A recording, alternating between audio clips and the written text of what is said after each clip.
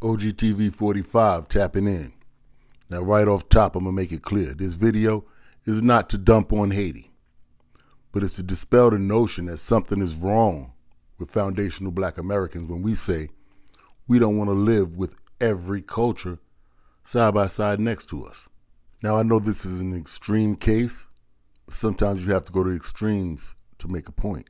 And record inside. This is from the Instagram page. This is a police officer, excuse me, the CPS came over to my house, I'm speaking. The CPS came over to my house with a police officer because they got a concern call from my Instagram page that I'm making for the abuse. One second, I'm recording, I'm talking, give me a second. This is the inside of my home. I'm talking to a police officer, so therefore let me go ahead and abide by accordance. Can I do that? Thank you very much. So this is my home, in which they, excuse me, I'm in the camera now, so I don't know if you want to appear. The CPS lady says she doesn't want to be in the camera. Okay, they said they wanted to see my kids. I can't open the door and let the kids run around so that you can yell at me for letting the kids run around. You understand that? Okay, so go ahead, Miss CPS, come on in. You're free to come in. Excuse me, honey. They're children. Please don't get angry. All right, my food. What is wrong with my food? Why is the camera on my food? I gotta make sure that you have food for the child. Okay, the food is in front of you, and I will open my fridge. I do not know you. Give me a second. You have to slow down. My fridge, my sink, the bathroom is in the back. Okay, take a second. Excuse me, honey. There's people. Back up. Back up. This is mess because it's an efficiency, so therefore the kids need activity to be, activitation. This is not very safe. And that's safe. This is mushroom. The CPS worker said, "That's not safe." She said, "That's safe. This is mushroom." Activitation. This is not very safe. And that's safe. This is mushroom. This is mushroom. This is cereal. You know why I have the box of cereal out here? And in the backyard there's a playground. And there's sun in the backyard, and I am a broke mom, single mom, in which I can already, where do the right there, sleep? right there, the bed on the floor. The bed is dirty. The bed is fine. CPS worker says, "That bed is dirty." She says, "That bed is fine." It's like, I don't know if she thinks she's using a Jedi mind trick on her or what, but every time the CPS worker tells her something, she just tells her the exact opposite, as if the lady is delusional and blind and doesn't see what it is she sees. But we're going to keep going, and you're going to see where I'm going with this. No, the bed is dirty. Please come check the bed. Please come check the bed. Okay. Please come check the bed. Okay. Please bring your tools, because you just called me dirty, and you just called me a horrible mother. Please get inside my home. Please get inside my home. You just called me dirty and a horrible mother on a Monday morning or Saturday, whatever it is. Working people don't confuse Mondays and Saturdays. Where do they shower? They shower over here because I'm Haitian, and we don't shower the way you shower. Please hold yourself. So therefore, we shower right there, outside underneath the sun. And we have pool days and outside days and toys in the water. And then there's a trampoline in the back. And what we do, army training. No, we don't use the shower. The shower is just for presentation. Because I'm Haitian and I shower outside. With a box of food in which they lie. That's why they play, because they're children.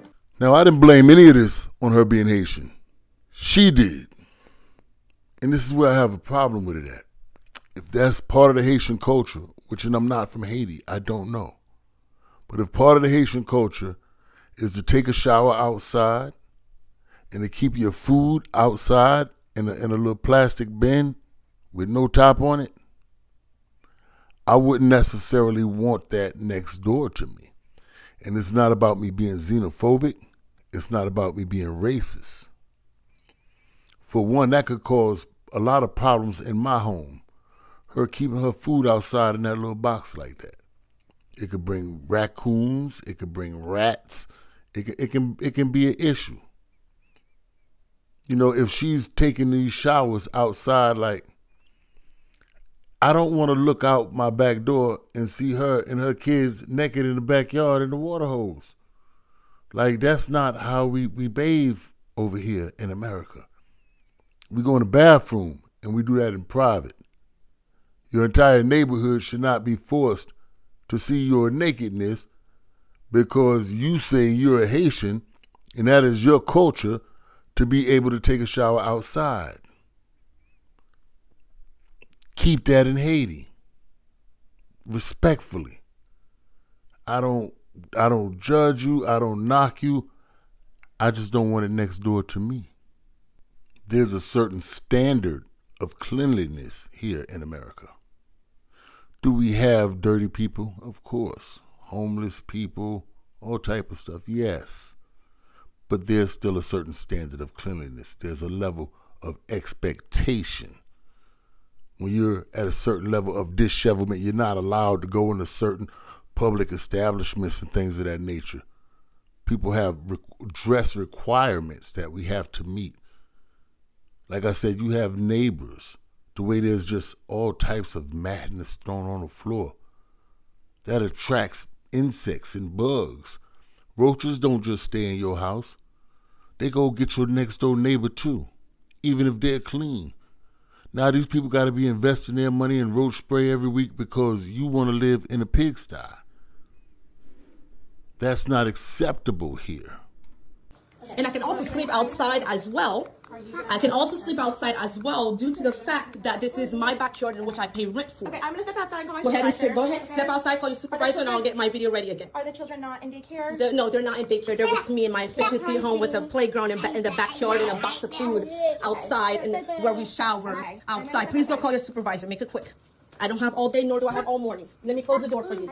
Please close the gate if you can. I can do that for you as well. Well, we'll be back. Okay, thank you. Close it. I'll be right here. Pardon me, ma'am. Can I ask you?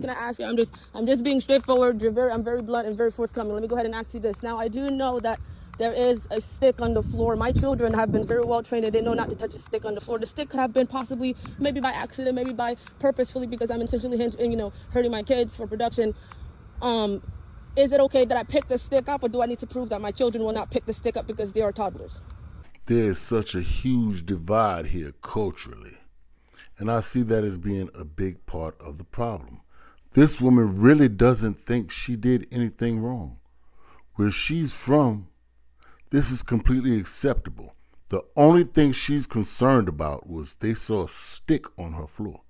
That's her main priority, her main concern. She had to walk out the house behind them before they convened so she could inquire about, hey, am I in trouble because I had a stick on the floor around those kids?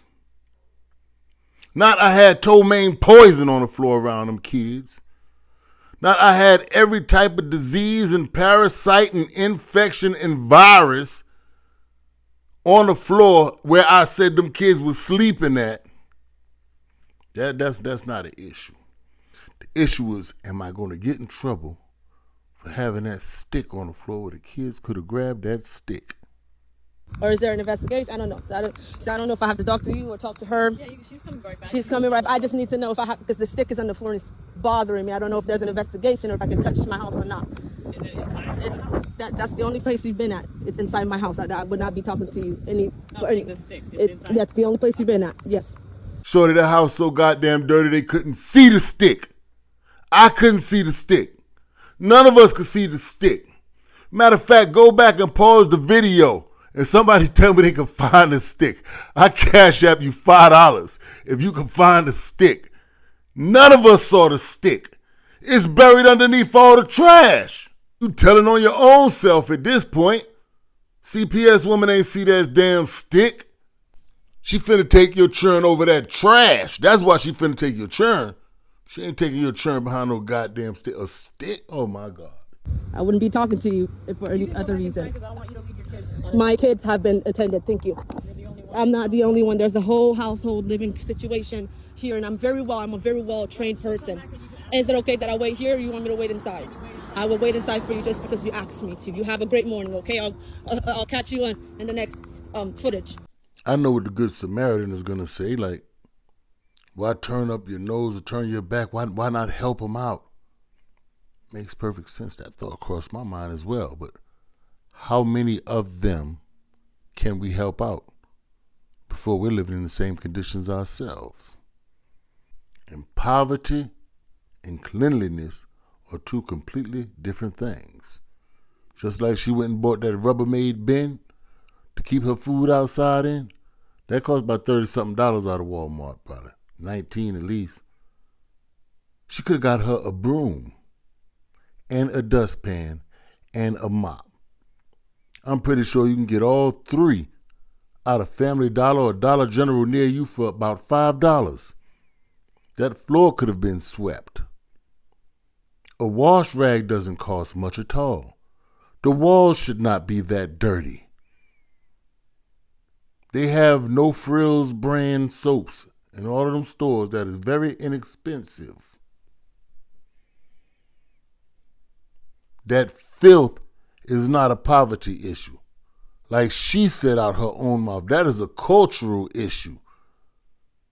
She come up in that. She's comfortable in that.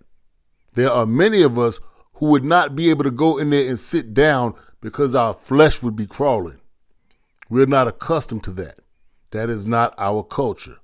That doesn't make us YT supremacists. That doesn't make us black people wanting to assimilate to YT-ness or whatever you want to call it. No. That just means we wash our ass. So then the question becomes, where do we get to draw the line with our differences? I'm pretty sure it's easy to get most of y'all to say, nah, I don't want to live next door to that. Okay, so there is a standard that we shouldn't be forced to live next door to. We can agree on that, right? Once we agree that there is a standard that we shouldn't be forced to live next door to, now we have to find out where that standard is. And who doesn't meet the requirements of should be being allowed to live over here next door to us. Where do you come from? What do they eat there? Where do they use the bathroom? If your response is, we eat bush meat or we eat mud pies, there's just a cultural difference. I'm not better than you because I don't eat bush meat or mud pies.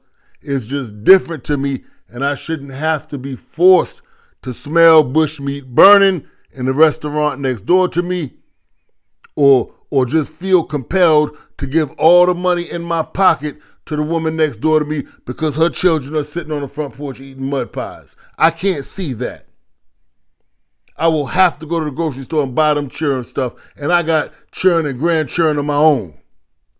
I don't need to be buying they children stuff before I buy my own stuff. That's not right. I can't see my next door neighbor children sitting on the porch eating a damn mud pie. And if I smell my next door neighbors over there cooking some bush meat, we're going to have a problem.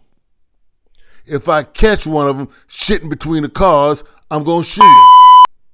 Imagine me walking down the street with my little boys, man. And I look to the side and you sitting over there in the corner shitting. We gonna whoop your ass. If I lived in apartments, I shouldn't have to be concerned with walking down the steps and seeing or smelling a human being done defecated in there. Because it's normal to them. What is wrong with that? Where do we draw the line? Where do we set the standards? I would say, first one come from across the water off a plane to get an education and open up their mouth and say to me, let me educate you, they got to go back immediately. They got to go back immediately. Your whole experience here should be an education. Every last one of them thinking that they could educate me when they had to come to where I'm at and where I went to school at to get an education should immediately be sent back. That would be one of my, criteria. But, each his own. But where do we draw the line? Where do we get to say culturally that's a no-no? I should not have to live next door to that. If something undesirable moves to where you're already established, should you then move? Or should you have them move? How does that work? People with a history of racism in their own countries shouldn't be allowed to come over here. Like that Moron Games dude, that's not even his real name. But the Moron Games dude who's always crapping on black people, that culture over there, that Northern Sudan culture they have a culture of oppressing the blacks in Sudan. Why should anybody from a culture that where they oppress black people, should they be allowed to come into this country? Why is nobody in politics making an issue about that? We're opening the door for immigrants who don't like black Americans. The difference between immigrants and YT people is YT people don't want to be anywhere around us. They don't want to live near us. You can see very few of them having stores in our neighborhood, wanting to be in our neighborhood. We've ripped them off 1,000 times. They know not to come back. They stay on their side of the tracks. Everybody else is in our mix, in our neighborhoods, taking up space, bringing cultures that we're sometimes not comfortable with. I might not want to hear that type of music blasting. If I've been here 50-something years and then you come over here blasting some type of music that I'm not accustomed to, I shouldn't be forced to accept it. You don't come to where I'm at and force me to accept anything. Force gets met with force.